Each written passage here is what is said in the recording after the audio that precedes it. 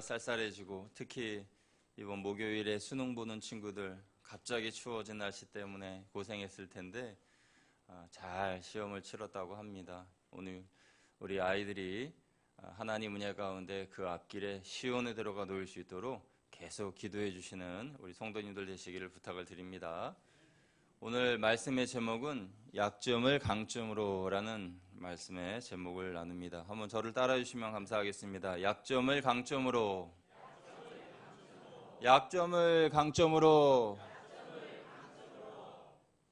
약점을 강점으로. 그야말로 우리의 약한 것들이 강하게 되기를 바라는 마음에 이러한 제목을 하나님이 주셨습니다. 여러분, 우리 모두는 다 약한 것을 가지고 살아가고 있습니다. 우리 각자에게는 연약한 부분들이 있고 약점이 있습니다. 그런데 많은 사람들이 그 약점을 숨기며 살아갑니다. 자신의 약한 부분을 드러내놓고 살아가면 마음도 편안할 텐데 자신의 약한 부분을 드러내지 않고 숨기며 살아갑니다. 왜냐하면 지금 우리가 사는 이 시대가 무한 경쟁 시대이고 남보다 더 한 단계 앞서가기 위하여 치열하게 싸우는 그런 시대이기 때문에 내 약한 것이 상대방에게, 특히 경쟁 상대에게 비춰지게 되면은 뒤처지게 되는, 그리고 우습게 여김을 당하는 그런 생각이 드는 것 같아서 내 자신의 연약함은 자꾸만 감춥니다. 그렇게 연약함을 자꾸 감추다 보니까 스트레스를 받고 그러다 보면 병이 생기고 그러죠. 그렇게 안 좋은 그런 악순환이 자꾸 반복이 됩니다. 그렇다고 해서 우리의 연약한 부분을 당당하게 드러내놓기도 좀 그렇습니다. 왜냐하면 나의 약점을 드러낸다고 할 때에 그 약점을 수용해 줄 만한 공동체가 되지 않는다면 더더욱 문제겠지요.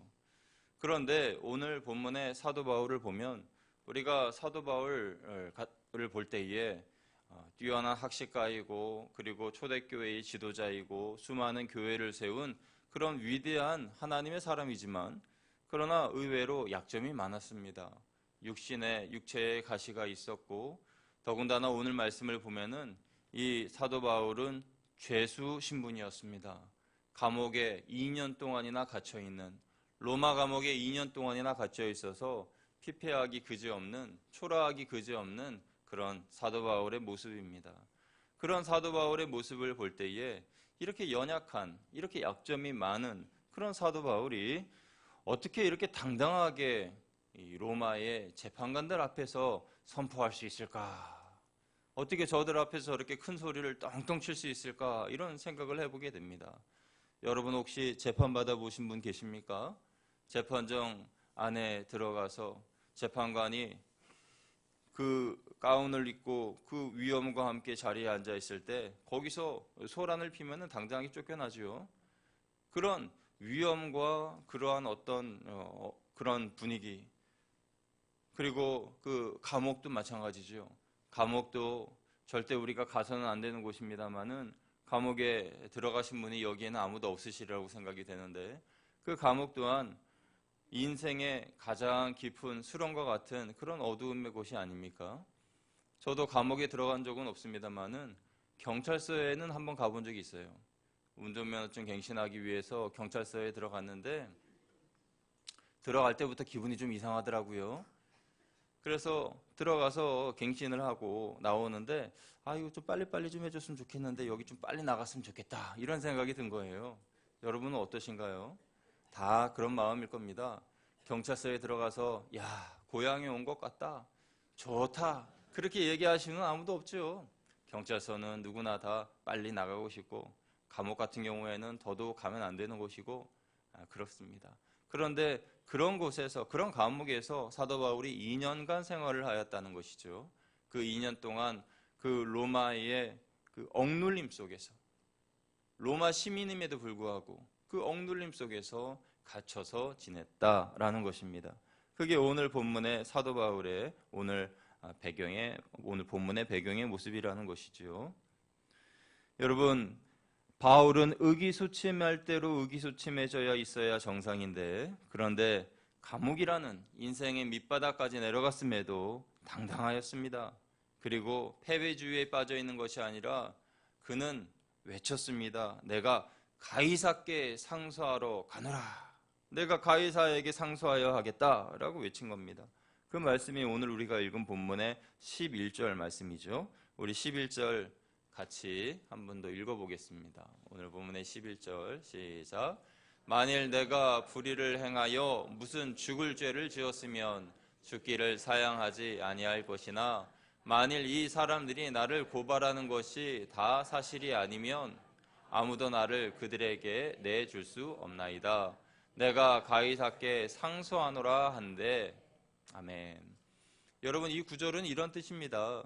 유대인들이 사도 바울을 좀 내달라, 그래야 자기들 마음대로 죽일 수 있으니까 사도 바울을 내놓으라, 이렇게 로마 집정관에게 말하는 거예요. 그러니까 사도 바울이 말합니다. 나는 저들에게 아무런 죄를 지은 것이 없습니다. 만약에 내가 저들에게 죄를 지은 게 있으면 당장에 내 목숨을 내주겠소. 그러나 나는 저들에게 아무 죄 지은 것이 없으니 오늘 죄수의 신분으로 내가 2년 동안이나 갇혀 있었으니 이 억울함에 대하여서 내가 가이사에게 상소해야 되겠소.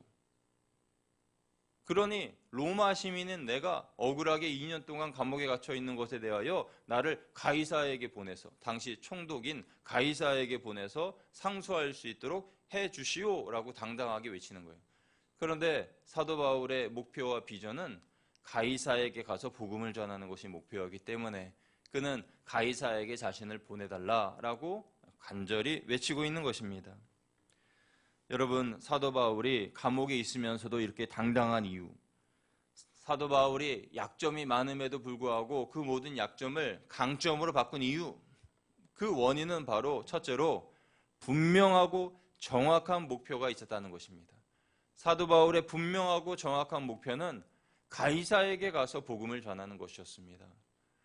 여러분, 한 생명 한 생명 예수님의 복음을 전하여 구원하는 것도 중요하지만은 영향력 있는 한 사람이 구원받아 변화받는다면 그것은 참으로 놀라운 일들이 그 이후에 일어나게 되는 것이죠.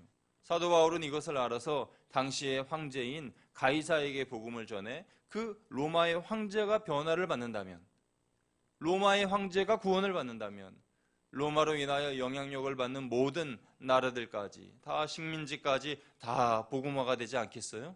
그러니까 사도 바울은 그러한 목표를 가지고 가이사를 만나야 되겠다라고 말한 것입니다. 분명하고도 정확한 목표가 바울의 약점을 강점이 되게 했습니다. 그를 지치지 않게 했고 죄수의 신분을 뛰어넘어서 그곳에서도 복음을 전하는 복음 사역자로 변화시켰지요. 바울의 분명하고 정확한 목표가 가이사에게 가야 한다는 그 명확한 사실이 있었던 것처럼 저와 여러분이 신앙의 분명한 목표와 목적을 가지고 살아간다면 우리는 낙오되지도 않을 것이고 넘어지지도 않을 것이고 쓰러지지도 않을 것입니다. 여러분, 우리를 지탱하여 주는 것은 꿈과 비전입니다. 분명한 목표와 분명한 방향이 우리 안에 설정되어 있어야 한다라는 것입니다. 그 목표가 바울의 약점을 강점되게 했습니다.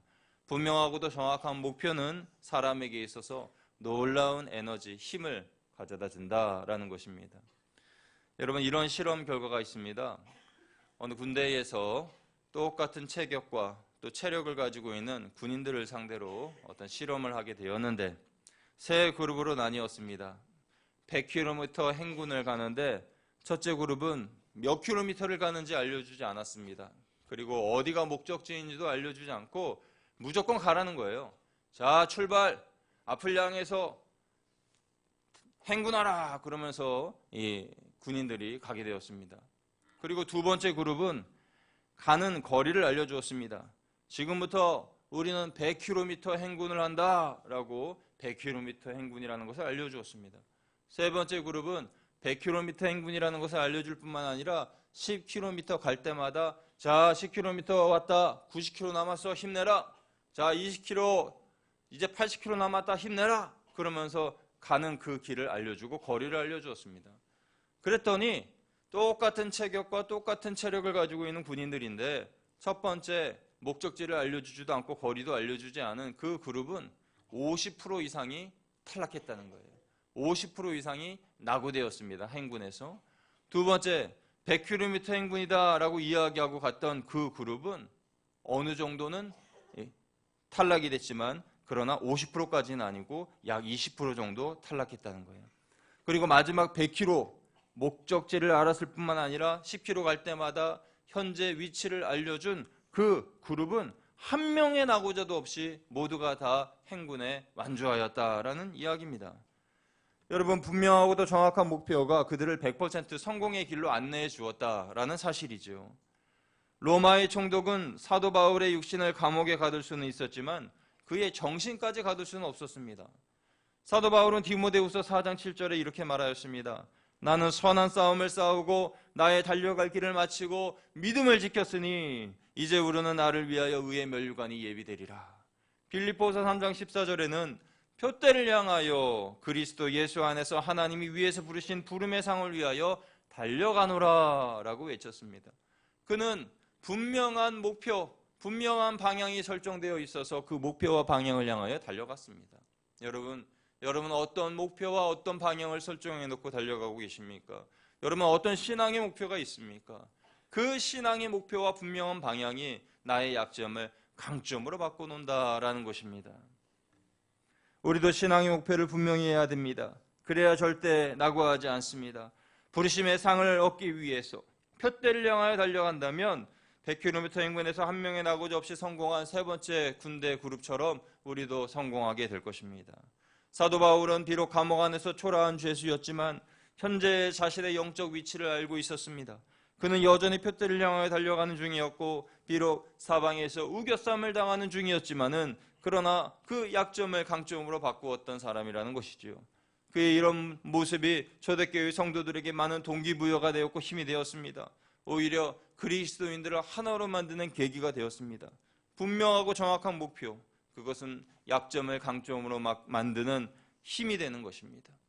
두 번째로 약점을 강점으로 바꾸는 힘은 철저한 자기관리입니다. 자기의 영성관리. 여러분, 깨어진 유리창의 법칙이라고 있습니다. 1969년 스탠포드 대학의 심리학 교수인 필립 짐 바르도 교수가 이런 실험을 했습니다. 차 두 대를 놓고요. 멀쩡한 차 한 대와 앞에 유리창이 좀 깨어진, 일부러 깨트렸죠? 깨어진 차를 치안이 어려운 한 골목에다가 두 대를 같이 갖다 놨어요. 그렇게 갖다 놨더니 일주일이 지나서 다시 가보니까 멀쩡했던 차는 멀쩡한 대로 그대로 있고 조금 유리창이 깨어져 있던 그 차는 이거는 볼품 없고 볼상사 나온 폐차가 되어가지고 망가져 버렸습니다. 그 차에 낙서를 하고 그 차 안에 있는 부속품들을 다 떼어가고 유리창은 완전히 박살나고 그래서 고철덩어리 폐차가 되었던 것이에요. 여러분, 이것이 무엇을 의미하는 겁니까? 사람들이 볼 때에 특별히 치안이 어려운 그 골목에서 그 아이들이나 청년들이나 나쁜 불량배들이 볼 때에 그 멀쩡한 차는 아이고 우리는 건드리면 안 되겠구나. 이 차는 사람이 타는 차인가 봐. 놔뒀던 것이고 그 부서진 차는 조금만 유리창 깨어져 있을 뿐인데 그것을 완전히 부서뜨리면서 훔쳐가고 빼내고 부서뜨리고 낙서하고 그랬다는 거예요. 이게 바로 깨어진 유리창의 법칙이라는 겁니다. 유리창이 조금만 깨어져 있으면요, 그 유리창 깨어져 있고 금가 있는 그것 때문에 그 주변에 있는 다른 유리창도 완전히 다 박살난다는 거예요. 그 한 사람의 게으르고 나태한 그 유리창을 잘 관리하지 못한 그 사람 때문에 그 주변에 있는 사람들이 다 피해를 입는다는 겁니다. 이것은 실험으로 명백하게 나타난 증거예요. 저는 며칠 전 이 깨어진 유리창의 법칙이 우리 교회에도 적용되는 것을 봤어요. 저희 교회에 몇 달 전에 주차장 전신주가 조금 우리 차가 들어오고 나가고 하는데 불편이 있어서 옆으로, 기둥 옆으로 약간만 옮겨달라는 그런 청원을 했습니다. 그래서 한전에서 나와서 공사를 했는데요. 우리가 원하는 것은 그 옆에 기둥으로 살짝 옮겨주는 건데 그런데 이분들이 저 옆에 주택가 앞쪽에 있는 그쪽에다가 이 땅을 판 거예요. 그러니까 우리가 원하는 자리도 아니고 또 당사자들은 자기 집 앞에다가 땅을 파니까 당황하고 황당하고 화가 나서 그래서 사람들이 나와가지고 이게 뭐 하는 거냐? 또 저희가 또 말씀드릴 때 저희가 원하는 데는 여기가 아니었는데요. 그렇게 말씀드리면서 하다가 결국은 취소가 됐어요. 그래서 그 사람들이 그냥 갔습니다. 갔는데 땅을 다 파놓고 그러고 난 다음에 이 흙으로 또 자갈로 대충 덮어놓고 그냥 간 거예요. 그러니까 아스팔트가 뒤집어 엎어져 있고, 그리고 이 돌멩이와 흙들이 뒤범벅이 돼가지고 지나다닐 때마다 그 땅을 보면 좀 어수선하고 말이죠. 지저분하고. 그래가지고 제가 목사님에게 빨리 전화해가지고 이거 다시 좀 메꿔달라고 하라고 반듯하게 좀. 그래서 아마 목사님이 수십 번 전화했을 거예요.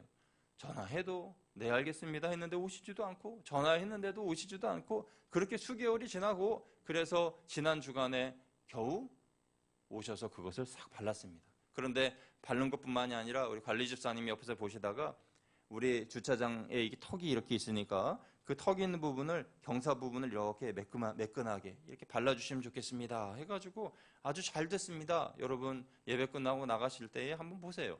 그래서 이쁘게 잘 발라져 있습니다. 그래서 덜컹거리지도 않고 아주 잘 발려졌어요. 그런데 재밌는 건 뭔지 아세요? 그렇게 땅이 뒤덮여져 있어가지고 흙과 자갈이 어수선하게 있을 때는 사람들이 지나가면서 거기다가 쓰레기를 버리고요, 담배꽁초를 버리고요, 그러는 거예요. 그러니까 우리 교회 앞이 쓰레기장이 됐어요. 그렇게 심각할 정도는 아니지만 제가 늘 출퇴근하고 왔다 갔다 하면서 보면은 거기 항상 쓰레기가 있고 담배꽁초가 수북히 쌓여져 있어요. 왜 사람들이 거기다가 그렇게 쓰레기를 버리는지 모르겠어요. 그런데 깨끗하게 잘 발라져 있고 보수공사가 된 그 다음에는 담배꽁초 하나 없습니다. 깨끗해서 사람들이 거기에 쓰레기를 버리지를 않아요. 이게 바로 깨어진 유리창의 법칙이라는 거예요. 여러분, 우리가요, 우리의 영성관리를 잘 해야 됩니다. 여러분 마음에 혹시 깨어진 유리창이 없는지 잘 살펴야 됩니다. 여러분의 신앙에 깨진 유리창이 없습니까? 만약에 있다면 그 깨진 유리창을 빨리 보수해야 됩니다. 빨리 바꿀 것은 바꿔야 되고 고칠 것은 고쳐야 됩니다. 내 기도 생활에 금이 갔다면 그 기도 생활에 금이 가지 않도록 빨리 보수 공사를 해야 됩니다. 물질을 바르게 사용하지 못하여 통장에 금이 갔다면 물질 관계부터 제대로 바르게 선용하는, 그리고 저축하고 절약하고 내 생활의 습성을 고치는 그런 노력이 필요합니다. 내 마음에 감사하지 못하여 금이 갔다면 감사해야 하겠고, 용서하지 못하여 대인관계에 금이 갔다면 용서해야 됩니다.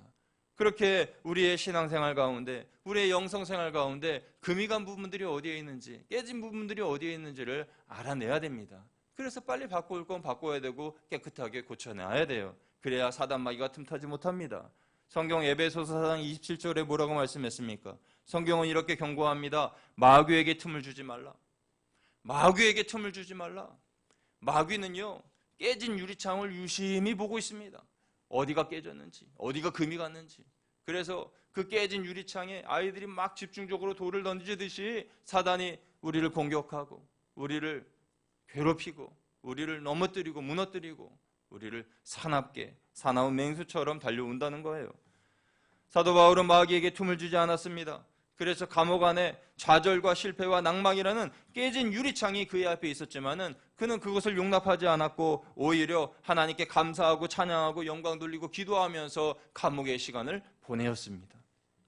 그는 바로바로 주님의 은혜로 깨진 유리창을 갈아 끼웠습니다. 그래서 마귀가 틈타지 못했습니다.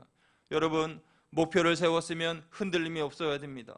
바울은 가이사에게 복음을 전하겠다는 목표를 세웠고 그 목표가 흔들리지 않기 위하여 늘 내적으로 성령의 충만함 가운데 살아갔습니다. 흔들림이 없으려면 철저한 영성관리가 이루어져야 됩니다. 철저한 자기관리가 있어야 됩니다. 나의 약한 부분이 무엇인지, 내 생활에 깨어진 부분이 무엇인지, 금간 부분이 무엇인지를 알고 그것을 빨리 보수해야 됩니다. 기도로서, 감사로서, 용서로서, 사랑으로서 보수하고 깨끗하게 고쳐야 합니다.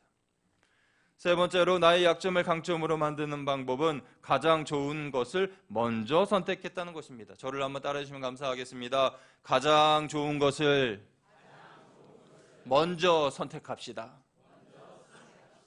여러분, 가장 좋은 것을 먼저 선택하세요.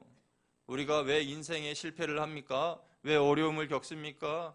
왜 낙오를 합니까? 왜 좌절을 합니까? 그 이유는 선택을 잘못해서 그래요.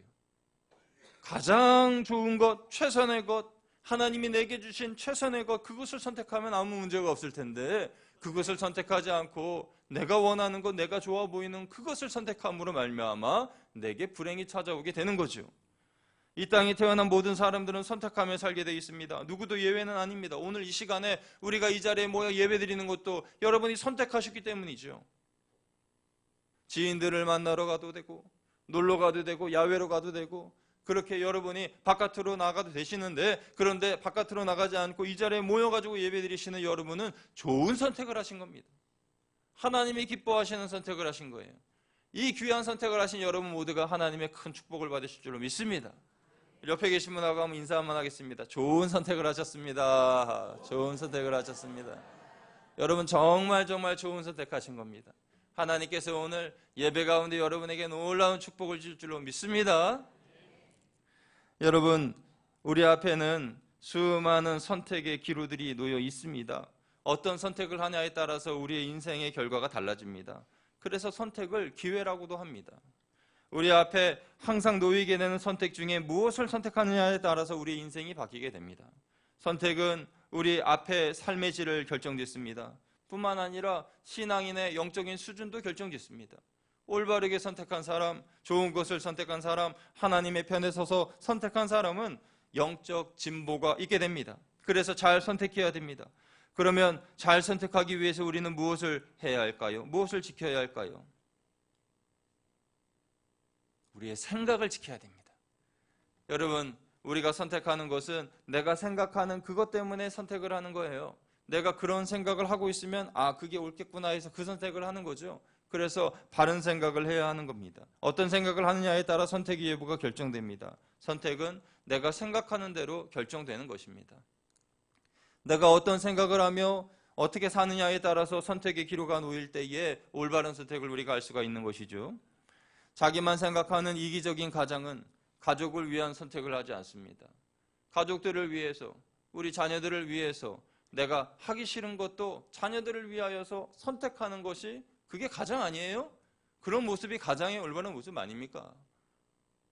회사에서 욕을 먹고 정말 속상한 일이 많아도 우리 자녀들 생각하고 우리 배우자를 생각하고 우리 가족들을 위하여서 꾹 참으면서, 그러면서 나는 당장 사표를 던지고 싶지만은 그러나 우리 자녀들을 위하여서, 우리 가정을 위하여서 그렇게 꾹 참으면서 선택하는 그 모습이 바로 가장의 모습 아닙니까? 좋은 가장은 자신을 위하여 선택하는 것이 아니라 가족을 위하여 선택합니다. 만약에 그 가장이 가족을 위하여 선택하지 않고 나만 잘 되는 것을 위하여, 나를 위하여 선택하면 그 가정은 점점 피폐해지고 가정의 생활은 어려워지겠죠. 자기만 생각하는 이기적인 위정자들은 자기와 자신들을 추종하는 이들을 위한 선택을 합니다. 100년 후에 이 땅에 살아갈 우리의 다음 세대들을 위하여 올바른 선택을 하지 않고 당장 자신들의 이익을 위한 선택을 합니다. 100년 전에도 잘못된 선택을 한 지도자들 때문에 이 나라가 식민지가 되었습니다. 해방이 되었지만 이 나라는 이념으로 나뉘어져서 남북이 전쟁을 하게 되었고, 그럼에도 불구하고 하나님의 은혜로 전쟁의 황폐함을 딛고 일어나서 한강의 기적을 일으킨 대한민국이 되었습니다. 이제 다시는 100년 전에 그런 잘못을 다시 선택해서는 안 됩니다. 그래서 우리는 위정자들을 위하여 기도해야 됩니다. 우리가 우리나라의 위정자들을 위하여 기도해야 하는 이유는 그들의 선택으로 인하여서 100년 후에 대한민국이 바뀌기 때문입니다. 어떤 선택은 재도약의 기회가 되고 어떤 선택은 당장의 위기가 될 수도 있습니다. 그러므로 우리는 모든 일에 있어서 잘 생각하고 잘 선택해야 합니다. 성경의 인물 중에 이런 선택의 원리에 있어서 성공적인 인생을 산 사람이 있지요. 바로 요셉입니다. 요셉은 형들의 시기로 인하여 미디안 상인들에게 노예로 팔렸습니다. 요셉은 이제 선택해야 됐습니다. 원망이냐 감사냐, 복수냐 용서냐, 포기냐 믿음이냐, 그것을 선택해야 되는데 요셉은 후자를 선택했습니다. 그래서 원망 대신 감사했고 복수 대신 용서했고 포기 대신 믿음을 가지고 하나님을 바라보았습니다. 오늘 본문의 사도 바울도 원망 대신 감사를 선택했습니다. 복수 대신 용서를 선택했습니다. 포기 대신 믿음을 선택했습니다. 감옥에 있는 바울, 온통 약점투성이인 육신을 안고 있었지만 그는 그곳에서 감사했고 용서했고 하나님을 믿었고, 그러므로 그의 약점이 강점이 되었습니다. 바울은 포기 대신 부르심의 상을 선택했습니다. 육신의 안락보다 십자가의 고난을 선택했습니다. 유대인들에 대한 복수보다 눈물의 중보기도를 선택했습니다. 저와 여러분도 선택의 기로 앞에 놓이게 될 때 요셉처럼, 바울처럼, 우리 주님처럼 올바른 선택을 하시는 저와 여러분 되시기를 축원드립니다. 약점은 감추려고 해도 언젠가는 드러나게 되어 있습니다. 약점을 감추기 위해서 쓰는 그 에너지를 오히려 하나님이 내게 주신 은혜를 드러내는데, 하나님이 내게 이미 베풀어 주신 그 강점을 드러내는 데 쓰면 더 약점이 오히려 강점으로 바뀌게 될 것입니다.